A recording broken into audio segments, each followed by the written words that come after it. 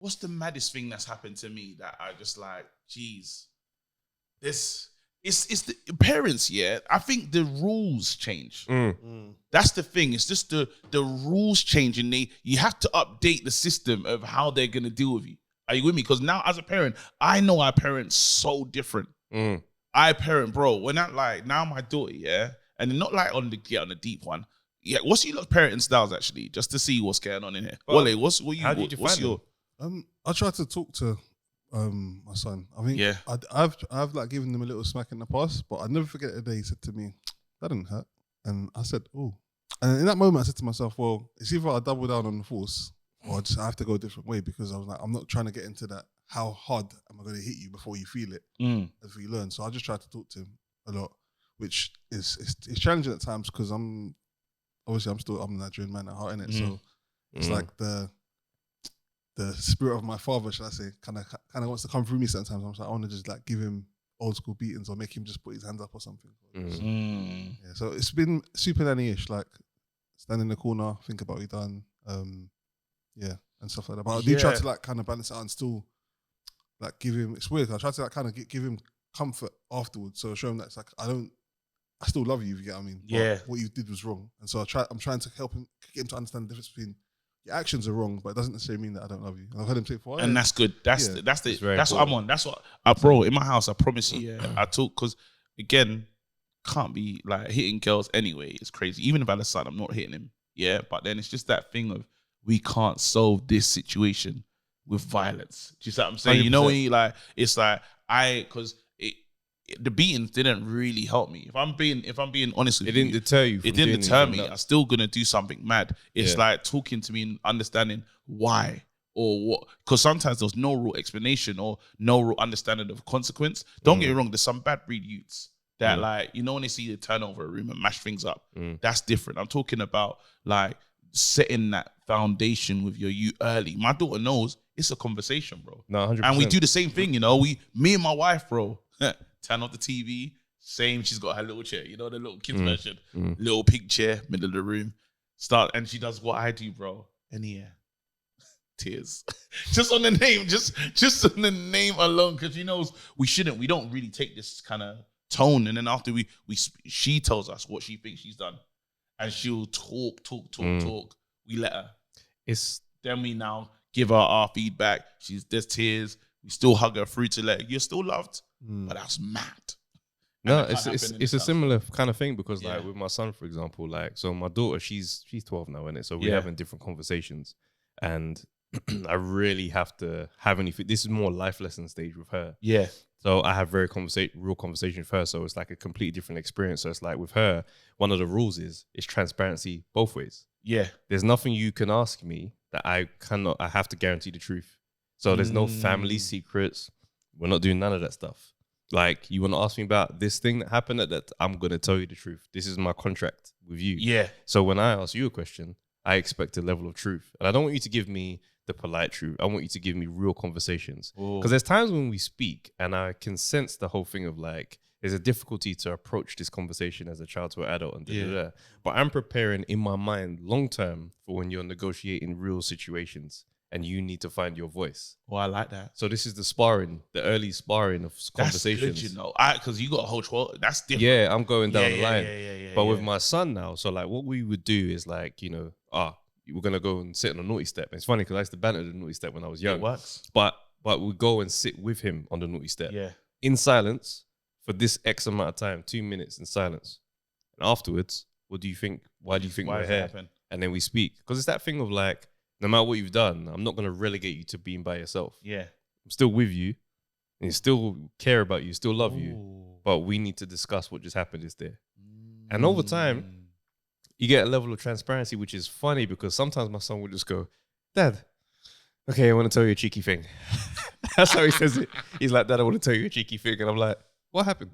And he's like, I drank your coffee yesterday. I'm like, wait, what? When? He's like, you was playing your PlayStation, you had your coffee. He goes, then you went toilet. I took a little taste. I'm just like, I'm like, what? He's like, yeah. And I was like, did you like it? He goes, No, it's disgusting. That's punishment enough. Bro, and I heard it, I thought to myself, I'm very glad that you felt you could tell me about this thing that you did, which is wrong. And I'm like, okay. But that's good. You know what? That's the level of like parenting when they can, but then it depends because obviously each child is so different. Yeah. And there's no like, because I always say to parents and stuff like, they can't, the rule book here, you can't, there's no rule book. You just got to say you're free. Every parent is freestyling. You know what I mean? It's a whole game of freestyle, fam. Absolutely. It's freestyle to the end. And it's like, whatever works for you and your family, run it. But you know, it's that level of understanding that helps you understand your parents' journey as parents, like what they were doing with you. So it's like, while sometimes we can do therapy and those type of things and understand and like, you know, unpack certain things, you have to have that compassion to go, but you lot didn't know the rules either. Like you lot was figuring this thing out. Yeah.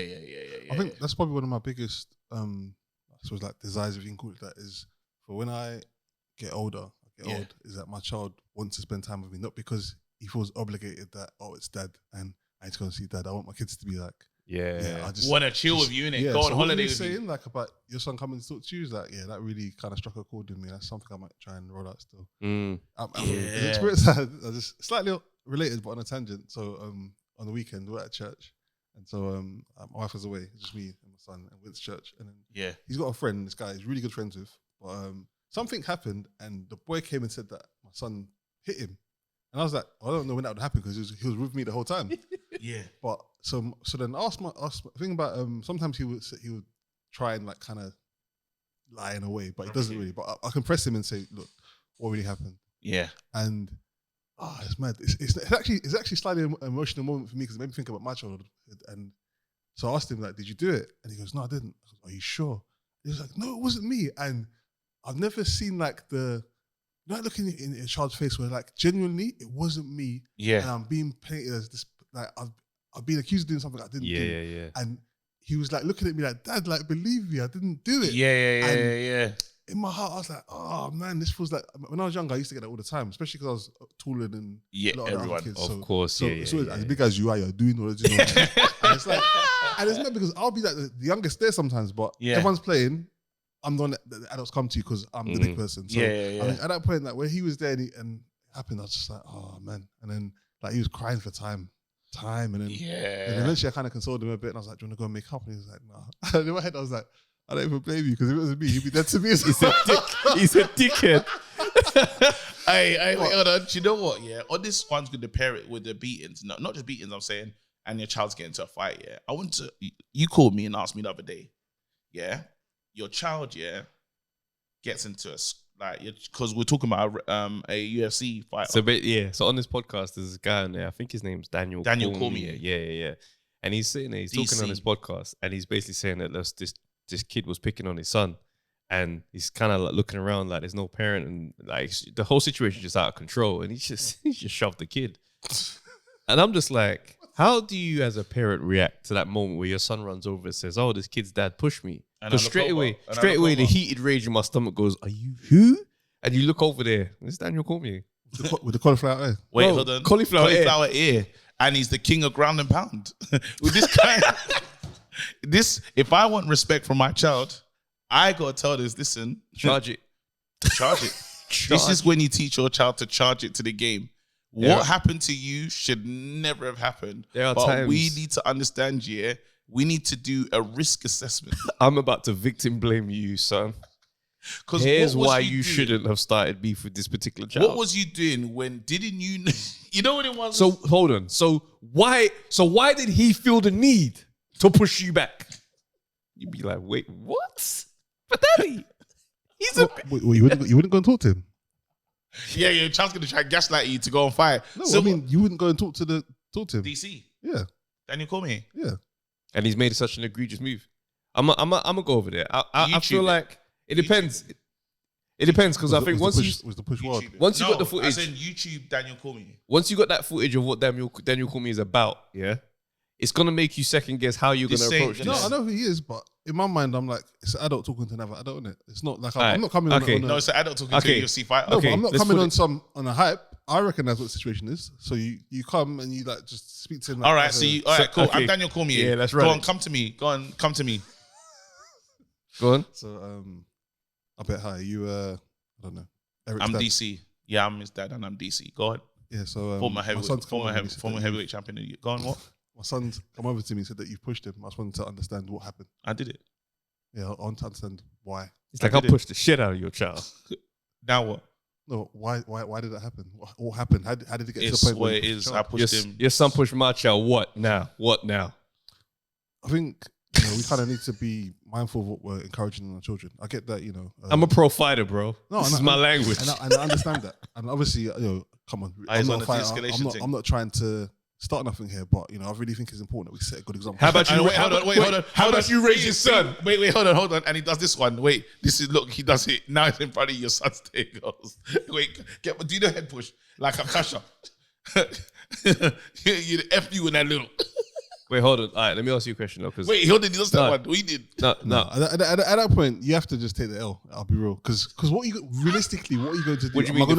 Am I going to swing on him? Oh, you mean the L's and just walk away and just take it? You just have to say, look. Oh, no. If he pushes me, I'm getting to sleep. Yeah. Me and my son out cold. You can't push. Me and my son out You can't push my child. That's irresponsible parenting. No, because you're telling me you're gonna let yourself get laid out next to your child. You're just there. No, but not in front of me. You can't. But me and my son wake up in hospital. But hold on though. Let's be real, because obviously we're joking and we're saying, Annie comes over. Oh, I'm tearing. And Daniel DC has pushed her, and she says, "Daddy, that man pushed me, and I didn't do nothing." I'm getting jail. You already know. That's why you're going to A&E, fam. You're not going to jail, bro. With your child, I'm getting jail. You're going to A&E. What do you mean jail? No, because I know it's DC. How have you made it to jail? I know it's DC. Oh, so the plan is changed. So as soon as the greatest weapon that I can see, I'm walking over there with it. What's happened is I'm taking my child home. First. I'm taking my child home, and I'm coming back. The thing is, what you don't realize is that you're not the child doesn't respect you. We're adults now. Like, even if you were fighting back in the day, there's been some years since you really were in a scrap. So the idea that you're going to somehow just go into like a fighting situation and you might hit him, he might even be injured, but he's taken blows. So, okay, now you hit him with a pole or whatever. No, I do hear you. And he turns around and says, oh, so this is a game we're playing. The reality of the situation is very clear that nobody's fighting DC. Yeah. I want to try though. No, in your heart you want to. Yeah. But Eddie would be like, I wouldn't believe. Imagine your child being like, but I need power in my home though. I feel the concept of power would the respect thing will be crazy. No, we have to do it. It's getting. I ain't watching videos. But you know what's funny though? I remember one time when I was little, and basically I'm in the primary school. I'm walking out now, and my friend threw a stone, and it went near this guy and his son, right?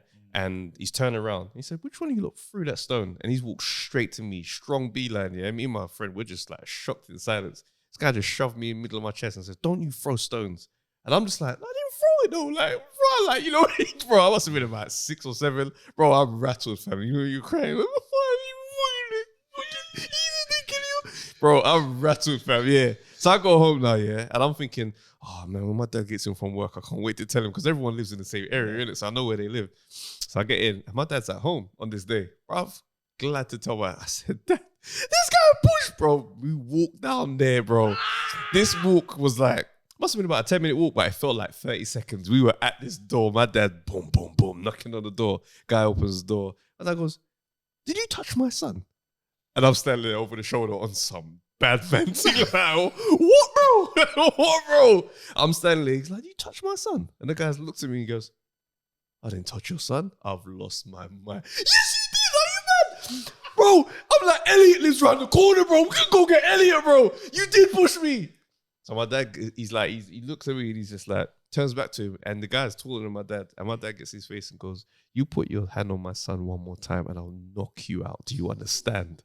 The guy was like backed up and he turned, he goes, maybe from the police there. Bro. And then we turned and we walked back home. And from that day, are you mad? The respect level you have for your father. That's Clark Kent Superman. It's in my yard, bro. Try me. Bro, every time I saw that brother, I looked at him like, touch a button now. Touch a blood clot button. Hey, let's move. Wait, let's move. We gotta move. Listen, bro.